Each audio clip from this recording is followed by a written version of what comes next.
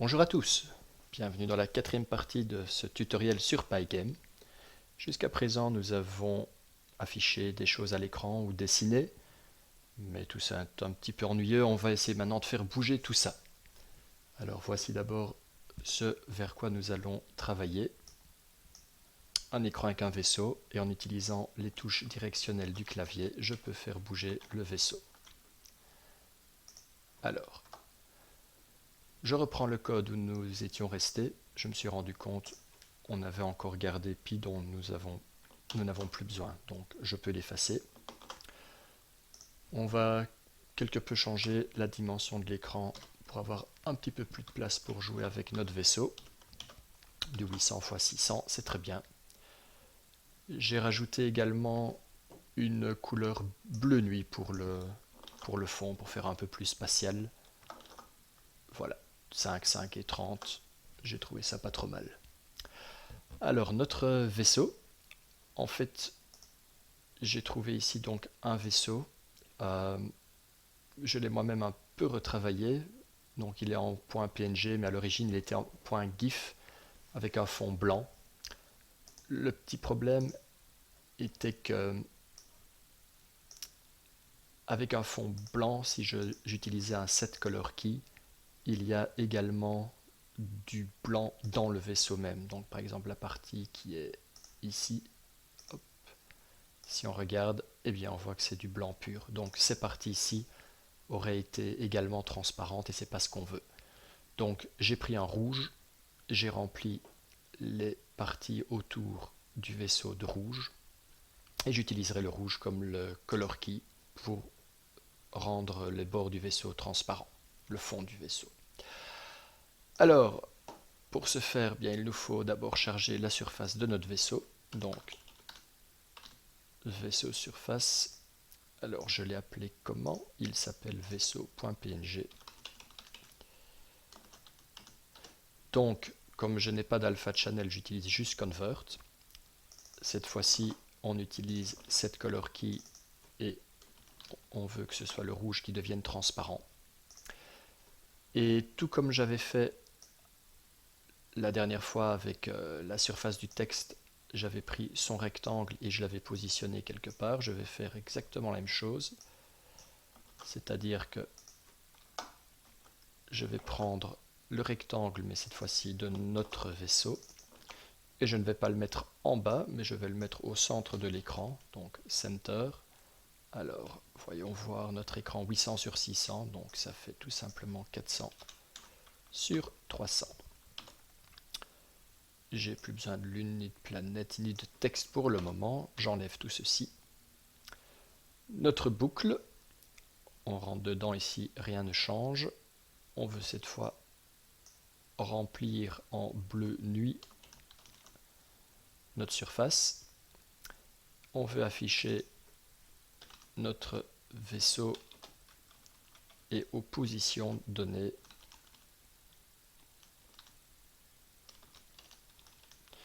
Par le rectangle, oui, je ne l'ai pas assigné ici, donc vaisseau rect.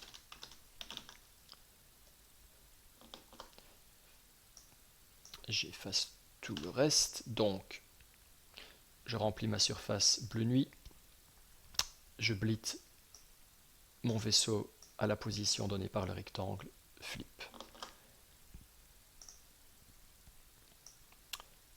Donc voilà, j'ai mon vaisseau au milieu de l'écran, maintenant on aimerait bien qu'il bouge. Alors pour ce faire, eh bien, il suffit bien entendu de répondre tout d'abord aux appuis de touche de l'utilisateur et de faire changer la position du rectangle pour que lors du blit, cette position change et le vaisseau soit blité à une autre position. Alors dans la doc de Pygame, donc dans le module Event, on avait donc les types d'event, et si vous vous souvenez bien, nous avions ici Keydown qui permet de savoir que donc l'utilisateur a pressé une touche. L'event alors aura également les attributs Unicode, Key et Mode. C'est l'attribut Key qui va nous intéresser pour savoir à quoi il faut le comparer. Il suffit d'aller dans le module Key je l'ai déjà ouvert ici, PyGameKey. Et là, on voit une longue liste qui commence chaque fois par K underscore et qui contient en fait les touches sur lesquelles l'utilisateur aura pu pousser. Ces constantes également sont immédiatement importées lorsque l'on fait, chose que je n'ai pas encore fait, from pygame locals import all. Ça permet en fait d'importer toute une série de constantes propres à Pygame. Dans ces constantes d'ailleurs, il y a ici le type d'événement quit. On avait écrit Pygame quit. Eh bien, je peux enlever le Pygame. Quit est importé directement dans notre espace de nom local.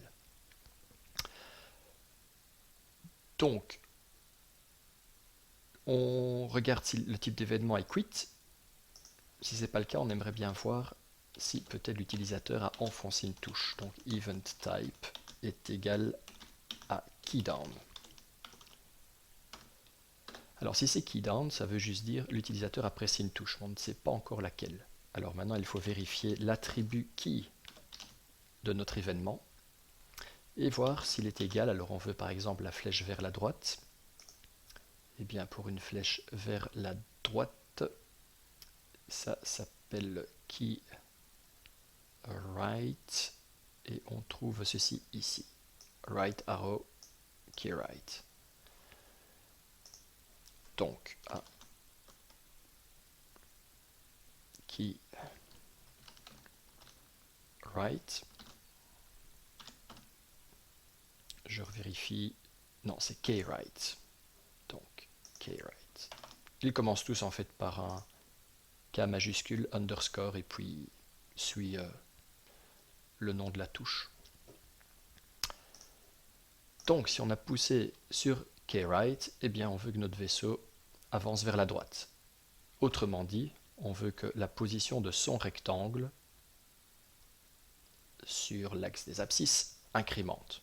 Donc notre vaisseau rect, on va prendre par exemple son côté gauche, on aurait pu prendre le droit, et je dis simplement plus égal 1. Donc lorsqu'on va enfoncer la touche à droite, le rectangle, alors c'est le côté gauche, mais le rectangle va garder ses dimensions, donc tout le rectangle va se décaler vers la droite, et lorsqu'on blit ici, il va prendre la position de ce rectangle qui sera donc décalé d'un pixel vers la droite. Essayons. Une petite faute de syntaxe. Oui. Alors, nous avons évidemment le elif, mais ensuite on veut évidemment un if qui est donc bien imbriqué, je vais dire, en dessous du bloc if elif. C'est seulement dans le cas où on a le key down qu'on commence à regarder quelle clé a été touchée, quelle clé a été enfoncée. Parce que dans les autres types d'événements, on n'a pas nécessairement un attribut .key. Donc on réessaye. Si je pousse maintenant sur la flèche de droite et que je la laisse enfoncer, vous voyez le vaisseau a à peine bougé. Je la relâche, je repousse, je relâche, je repousse, pousse. Je dois en fait pousser plein de fois pour faire avancer petit à petit mon vaisseau. Alors moi ce que je préférais bien entendu, c'est qu'en enfonçant la touche vers la droite, le vaisseau continue à se déplacer et quand je la relâche, il arrête. Alors pour ce faire, à mon sens, le plus simple en fait est de lui dire, eh bien, si on enfonce la touche vers la droite, je veux que tu continues à te déplacer de 1 pixel vers la droite. Et pour ce faire, je vais simplement créer une variable en dehors de ma boucle qui est la vitesse de mon vaisseau. Donc je vais écrire ça vitesse, ou même plutôt d'abord vaisseau, comme ça on sait que ça appartient au vaisseau, vitesse. Et bien initialement elle est égale à 0. D'accord? Alors, ici, je vais lui dire que la vitesse de mon vaisseau, non pas incrémentée, mais est égale à 1. Et ensuite, qu'est-ce que je fais de cette vitesse? Eh bien, on va changer le rectangle qui contient les positions de notre vaisseau pour l'incrémenter de la valeur de notre vitesse. Alors je ne vais pas faire ça juste ici au-dessus, car si vous vous souvenez bien, dans cette partie du code, je ne mets que ce qui est relatif à l'affichage à l'écran. Pour tout ce qui est justement logique du jeu, et c'est exactement ce qu'on est en train de faire, ça vient dans cette partie-ci du code. Donc ici, je vais lui dire que le rectangle du vaisseau, le côté gauche disons, plus est égal vitesse. Vaisseau vitesse, c'était. Vaisseau vitesse comme ceci. Donc maintenant au début la vitesse vaut 0. À chaque tour de boucle, je vais lui dire que le côté gauche du rectangle du vaisseau incrémente de 0. Donc en fait il ne bouge pas. Dès qu'on enfonce la touche de droite, eh bien la vitesse devient 1 et donc il va incrémenter de 1 et notre vaisseau va se déplacer vers la droite. On va essayer. J'enfonce la touche de droite, notre vaisseau s'en va, mais le problème c'est qu'en relâchant la touche, le vaisseau ne s'arrête plus. Donc en effet, maintenant il faut lui demander de regarder également quand l'utilisateur relâche la touche. Alors relâcher la touche, c'est un autre type d'événement et il s'appelle celui-là key down. Je vais recopier cette partie-ci pour lui dire si maintenant on a relâché la touche de droite, et bien maintenant on va décrémenter notre vitesse, puisque si on l'a relâché, c'est qu'on l'avait appuyé précédemment et notre vitesse revient à 0. Alors je retente, je pousse à droite, je lâche. Ah, ça ne fonctionne pas. Alors que se passe-t-il? Ah, j'ai écrit vitesse vaisseau égale -1. C'était pas ça qu'on voulait faire, on voulait lui dire que la vitesse du vaisseau est de 0 ou je dois le décrémenter, donc je devais écrire moins égale 1. Mais comme j'ai assigné ici, je vais également assigner là-bas une valeur constante. Donc on réessaye. Non, notre vaisseau continue à partir. Alors, voyons voir. Donc si le type d'événement est key down, si la touche est bien celle de droite, je dis que là, le vaisseau vitesse vaut 1. Si l'event A est key down, voilà. On ne veut pas key down, on veut key up, lorsqu'il relâche la touche. Et si c'est bien la touche de droite qui est relâchée, la vitesse du vaisseau vaut 0. On réessaye. J'enfonce, je lâche, j'enfonce, je lâche. Voilà, notre vaisseau avance par à coup à chaque fois que j'enfonce et que je relâche la touche. Maintenant, il faudrait faire la même chose pour qu'il puisse aller à gauche. Et bien à gauche, tout simplement, au lieu de regarder si notre vaisseau va à droite, je vais tout d'abord recopier ce bloc, mais au lieu de key right, on va faire un key left. Et la vitesse devrait être négative. Et si on relâche la touche de gauche,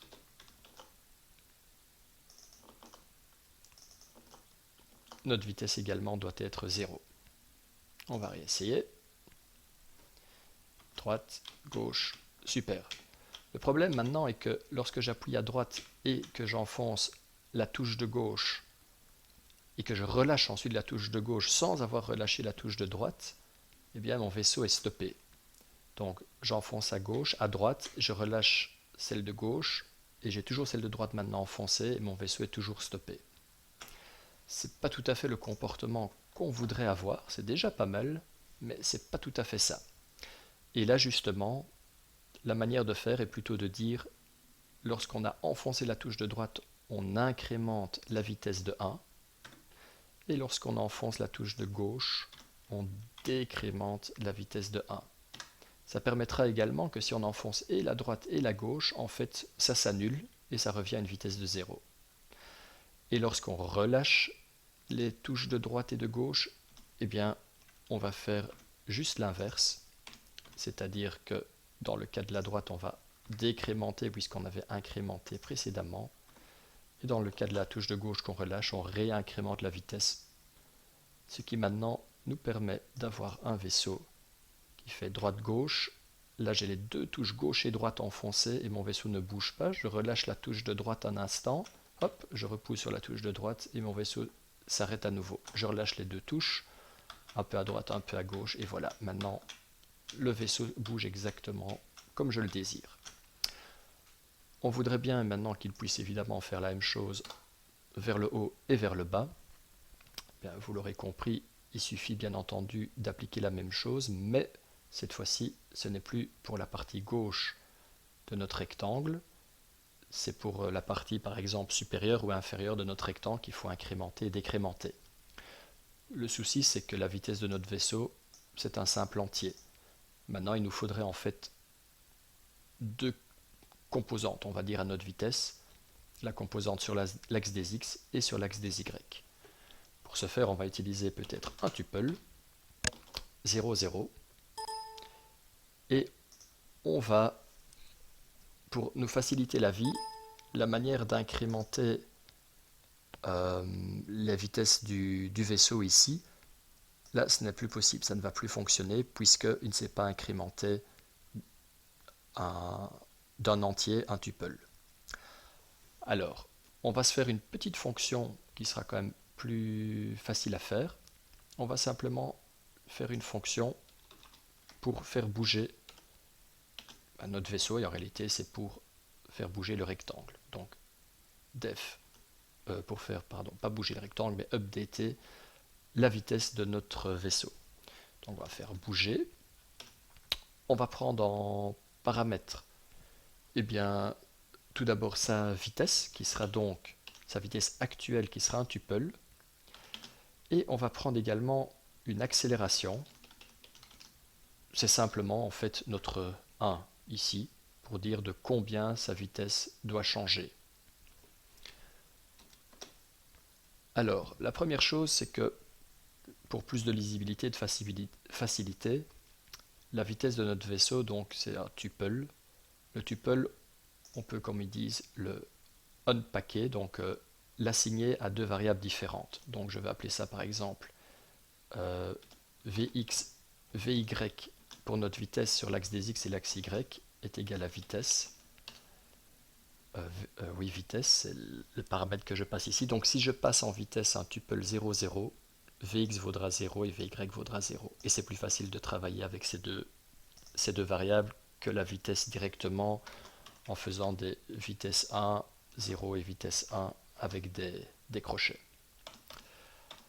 Alors, notre accélération, eh bien, même chose, AX, AY est égal à accélération. Et maintenant, je peux calculer notre nouvelle vitesse. Notre nouvelle vitesse sera égale à un tuple avec la composante de vitesse de x plus son accélération et la composante de vitesse en y plus son accélération. Et je retourne cette nouvelle vitesse. Voilà, donc ma petite fonction tout simplement nous permet de passer par exemple le tuple 0, 0, l'accélération 1, 0, et on nous retournera un tuple 1, 0. Alors nous allons l'utiliser donc ici. La vitesse du vaisseau, au lieu de faire plus égale 1, je vais réassigner à la vitesse du vaisseau ce qui est retourné par notre fonction bouger, où je passe donc une vitesse qui est la vitesse de mon vaisseau. Et son accélération, eh bien, comme il fallait incrémenter de 1 dans l'axe des abscisses, eh bien donc c'est 1,0. On va faire donc la même chose. Ah, il manque une parenthèse, voilà. On va faire la même chose pour la gauche, sauf que cette fois-ci c'est moins. Pour quand on le relâche, ici c'était bien moins. Et ici c'est un plus. Donc c'est comme ceci. Voilà. Une fois qu'on a ça, on remet à jour le côté gauche de notre rectangle, mais cette fois-ci, il faut prendre que la composante dx. Donc, même chose, je vais faire un Vx, Vy est égal à vitesse, vaisseau vitesse. Et maintenant, je peux augmenter de notre vitesse la position gauche de notre rectangle. Et pour, on va prendre par exemple le top de notre rectangle, donc la partie supérieure de notre rectangle, je vais l'augmenter de la vitesse selon l'axe des ordonnées. Pour le moment, on n'y a pas touché, elle vaudra 0. On va réessayer, voir si le code fonctionne. Je vais à droite, à gauche. Oui, ça fonctionne toujours. Et bien maintenant, il n'y a plus qu'à implémenter le bas et haut. Donc on a fait right, left. Alors d'ailleurs je vois il y a if. On pourrait faire plutôt elif parce que si c'est déjà l'un, ça ne peut plus être l'autre, ça ne sert à rien d'aller vérifier. On va copier ce bloc ici, mais cette fois-ci on veut qui up pour la flèche vers le haut, et auquel cas vers le haut, eh bien attention, on ne veut pas incrémenter les ordonnées, car n'oubliez pas, les ordonnées augmentent alors qu'on va vers le bas de l'écran. Oui, mais par contre, si on pousse sur la flèche du haut, on veut... Oui, donc c'est bien ça, on veut que le vaisseau monte, donc on décrémente. Et de l'autre côté, c'est ainsi. Et maintenant, je peux... Ah, il manque le petit elif ici. Et je peux reprendre ce bloc que je vais remettre ici en dessous, donc dans le cas où on relâche la touche up. Ah, je n'avais pas changé ici down. Que l'on met ici, down, mais cette fois-ci, donc c'est l'inverse, 1 et moins 1. On essaye. Haut, je relâche bas, je relâche en bas à droite, en haut à droite, en bas à gauche. Je peux aller les 4 flèches d'ailleurs enfoncées en même temps. Je relâche celle du haut, je vais en bas. Je peux aller exactement où je veux. Voilà, j'espère que ce tutoriel vous aura été utile et je vous retrouve bientôt pour la suite. Salut!